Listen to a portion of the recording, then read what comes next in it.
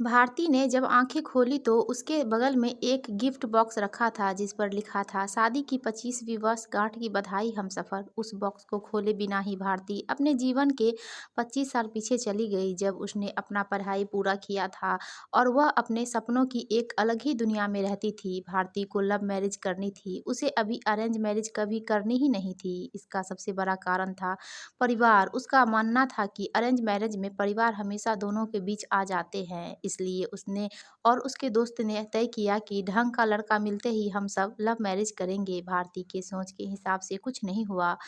उसने कुछ लड़कों को डेट तो किया लेकिन बात नहीं बनी। आखिरकार पापा का मन रखने के लिए ही सही उसे उनके मनपसंद लड़के से शादी करनी ही पड़ी। इस तरह से लव मैरिज करने वाली भारती की अरेंज मैरिज हो गई।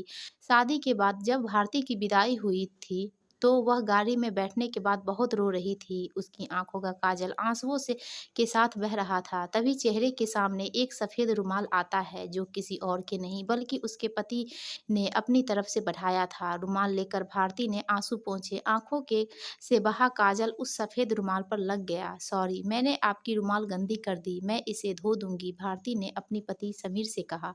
समीर ने उसके हाथ से रुमाल लेते हुए सिर्फ इतना ही कहा था, कोई बात नहीं। थोड़ी ही देर में गाड़ी समीर के घर पहुंच गई। भारती को अब उनका ही सामना करना था जिनके कारण वह अरेंज मैरिज नहीं करना चाहती थी। दरवाजे पर परिवार के सभी सदस्य आरती की थाली लिए नई दुल्हन का इंतजार कर रहे थे। भारती का स्वागत सभी ने धूमधाम से किया। गृह प्रवेश के बाद शादी की बची हुई रस्मों को जल्द ही खत्म किया गया। भारती की सास ने अपनी बेटी से कहा, भाभी को उनके कमरे में ले जा, आराम करने दे, बहू बहुत थक गई है।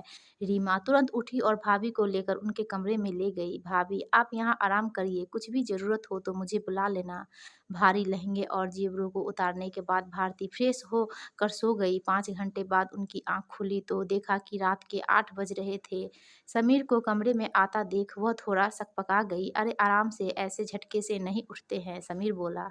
हल्की मुस्कान के साथ भारती बोली, लगता है कि मैं कुछ ज्यादा ही सो गई। तभी दरवाजे पर दस्तक के साथ भारती की सास अंदर आते हुए बोली, नहीं बेटी, शादी की थकान है, चंद घंटों की नींद से थोड़ी जाएगी। लो खाना खा लो और उसके बाद फिर सो जाना। जब भारती ने खाना की प्लेट देखी तो उसकी आंखों में आंसू आ गए। प्लेट में उनकी पसंदीदा खाना था। मम्मी जी, आपको कैसे पता कि ये मेरा पसंदीदा खाना है? भारती ने अपनी सास से पूछा। इतने में रीमा पानी की बोतल लाते हुए बोली, परिवार में सबको एक दूसरे की पसंद पता है भाभी, इसलिए आपके आने से पहले ही आपके मम्मी से बातचीत करके भैया और मम्मी ने आपका पूरा पीएचडी कर ली है। अब आपको कुछ भी बताने की ज़रूरत नहीं है, हमें सब पता है कि आपको क्या पसंद है और क्या नहीं। रीमा की ये बातें सुनकर भारती ने अपनी सास का हाथ चूम लिया। थैंक यू मम्मी, मुझे इस परिवार में अपना एक अलग दर्जा देने के लिए। उस दिन से भारती के मन में परिवार को लेकर रहने वाला डर कहीं दूर चला गया। उसने परिवार को अपना माना और परिवार ने उसे अपनाया। इस तरह से हंसी खुशी रहते हुए भारती और समीर की शादी को आज 25 साल पूरे हो चुके थे। भारती ने अपने अतीत से वर्तमान में आते हुए उस गिफ्ट बॉक्स को खोला तो देखा उसमें काजल लगा हुआ वही सफ़ेद रुमाल था जिससे भारती ने अपनी विदाई के आंसू पोंछे थे। साथ ही एक पत्र भी था जिसमें लिखा था, प्रिय हमसफ़र, तुम्हारी विदाई के आंसू मेरे लिए बहुत कीमती थे, जिसे मैंने हमेशा संजो कर रखा था।